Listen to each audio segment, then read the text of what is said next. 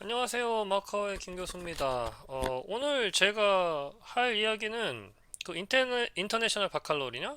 뭐, 한국말로 국제 바칼로레아, 혹은 흔히 알려진 이름으로 IB라는 이름으로 알려져 있는 그 교육 제도에 대한 얘기를 해볼까 합니다. 이게 최근에 그 페이스북에 뭐 패친께서 교육계에 계신 분인데 이 IB에 대해서 관심이 많으시고 또 실제로 우리나라에서 생각보다 이거에 대한 관심이 되게 많은 것 같아요. 보시면은 되게 많아요, 기사가, 그죠? 기사가 뭐 서울경제도 있고 뭐 구평택시 국제학교 추진하는 것도 있고 뭐 그다음에 뭐 대구교육청도 있고 뭐 이런 식으로 되게 많습니다, 내용들이. 그래서 이 아이비가 뭐냐 도대체 궁금해 하시는 분이 많은데 그 IB라는 거는 인터내셔널 바칼로리아, 뭐 바칼로리아라는 발음이 어려워서 그냥 IB라고 표현을 하는데, 일단은 이게 웹사이트예요.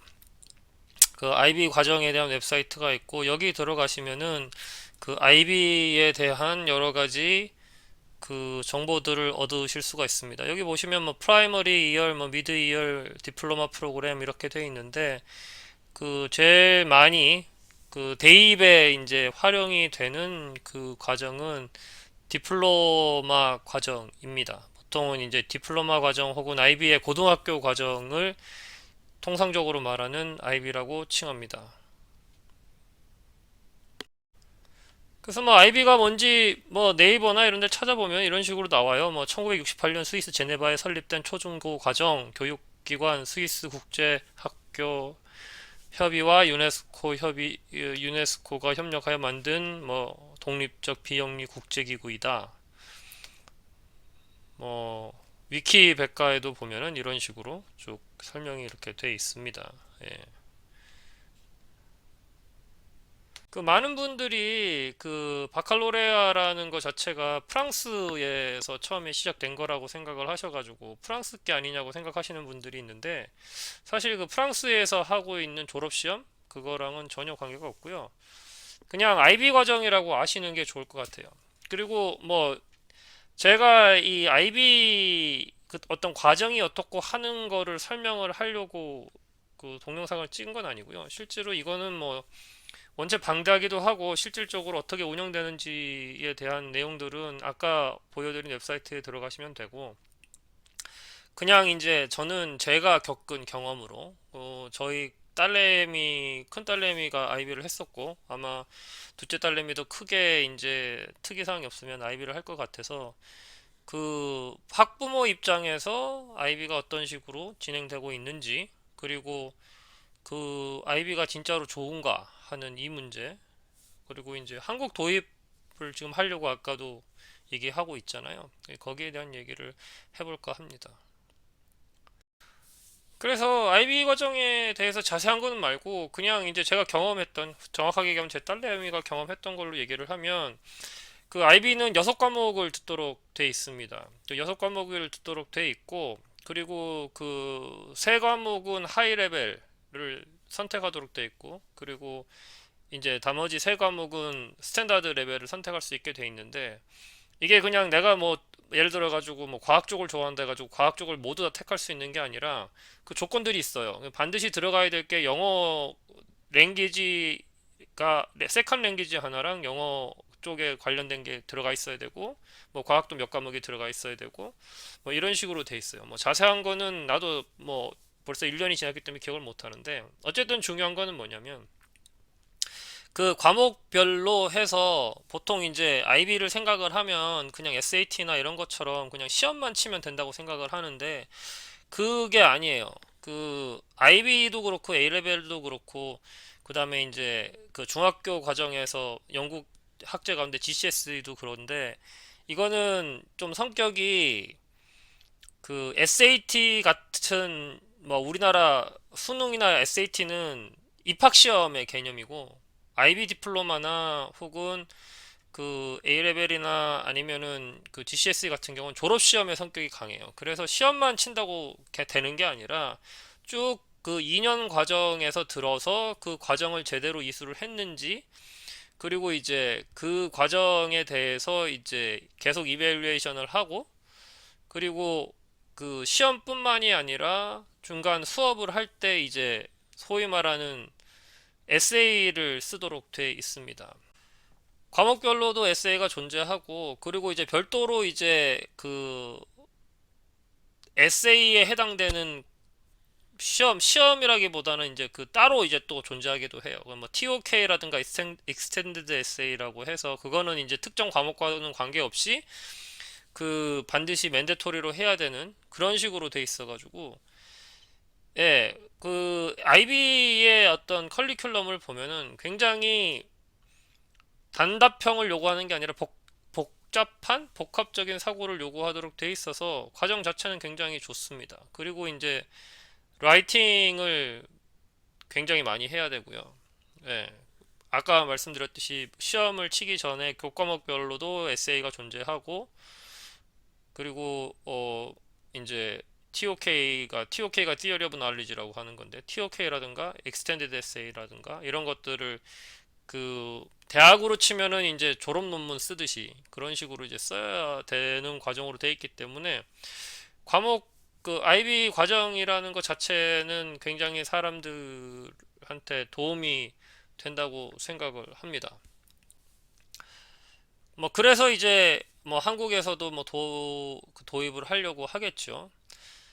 근데 조금 저는 개인적으로 이 IB를 한국에 도입하는 거에 대해서 좀 반대인 입장이에요. 그 반대인 입장인 이유는 딴 게 아니라 언어에 관한 문제인데, 이거를 조금 이상하게 얘기를 하시는 분들이 좀 있더라고요. 그 IB는 그 다른 나라 언어로 있기도 해요. 근데 문제는 뭐냐면은 이게 다른 나라로 가버리면은 그 영어에 대한 어떤 메릿? 그러니까 영어를 잘 사용하게 되는 그 메릿이 사실상 없어지게 됩니다. 그리고 그게 결정적으로 뭐가 문제가 되느냐면, 대학을 갈 때 뭐 국내 대학을 가겠다 그러면요 얘기가 달라지겠지만, 적어도 그 뭐 해외로 미국이나 영어권 국가로 대학을 간다고 얘기를 할 경우에는 그 IB가 가지고 있는 가장 큰 장점이 그 논술이거든요. 소위 말해 한국식으로 얘기하면 논술이거든요. 그 논술을 할 수 있는 그 과정을 통해서 그 배울 수 있는 것들을 다 싸그리 다 놓치게 돼요. 놓치게 되고, 그리고 그게 가지게 되는 문제가 뭐냐면, 이제 대학을 가서 특히 이제 해외에 좋은 대학을 가가지고 공부를 할 때 그 IB 디플로마를 획득한 사람들이 상대적으로 공부를 좀 잘한다고 통계적으로 나와 있거든요. 이게 그 미국의 SAT나 AP보다도 훨씬 빡빡하고 배우는 양도 많고, 그리고 이제 아까 이야기했듯이 그 많은 양의 글쓰기와, 그리고 이제 어떤 과목에 대해서는 랭귀지 같은 경우에는 뭐 프레젠테이션을 한다거나 뭐 이런 식으로 다양하게 커리큘럼이 짜져 있기 때문에 그 영어에 대한 레벨이 차이가 확 납니다. 예. 그래서 그 부분이 IB가 가지고 있는 가장 큰 강점이기도 해요. 뭐 사실상 배우는 내용 자체는 한국도 교과과정 잘 돼 있거든요. 뭐 다른 과목은 몰라도 제가 수학 쪽은 좀 수학이나 물리나 이런 쪽은 내가 한국에 있는 교과과정들을 좀 알고 있는데, 교과과정 자체에 대한 그 상황들은 크게 차이는 없어요.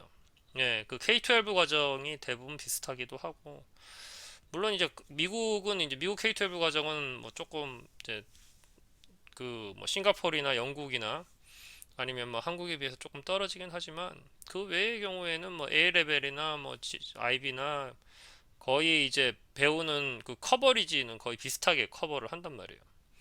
근데 이제 그거를 다 한글로 한다? 그러면은 네, 첫 번째 한글로 바꾸는 게 어렵고, 두 번째는 아까 얘기했던 것처럼 영어로 하지 않을 경우에는 사실상 반쪽짜리밖에 될 수가 없어요. 그리고 이제 뭐 아까 스페인어하고 뭐 프랑스어 얘기를 하는데, 한국어가 스페인어나 프랑스어만큼도 그 레벨이 안 되죠, 그죠? 뭐 그거는 두 번째 차치하고, 그래서 뭐 다른 언어의 그 IB 과정이 있다고 하지만 실질적으로 영어로 하지 않는 IB는 사실상 의미가 없습니다. 그 부분을 고려를 하셔야 돼요. 그래서 한국에서 만약에 IB를 적용을 한다? 그러면은 이제 영어 기반으로 적용을 하는 게 맞고. 근데 그게 이제 사실상 불가능하죠. 그죠?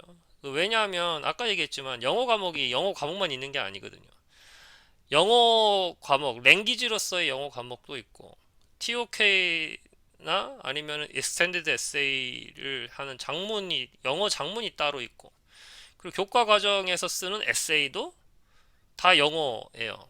그래서 기본적으로 마더텅이 영어가 아니면은 수학 선생님이 수학을 가르칠 수가 없고, 과학 선생님이 과학을 가르칠 수가 없는 그런 구조가 됩니다.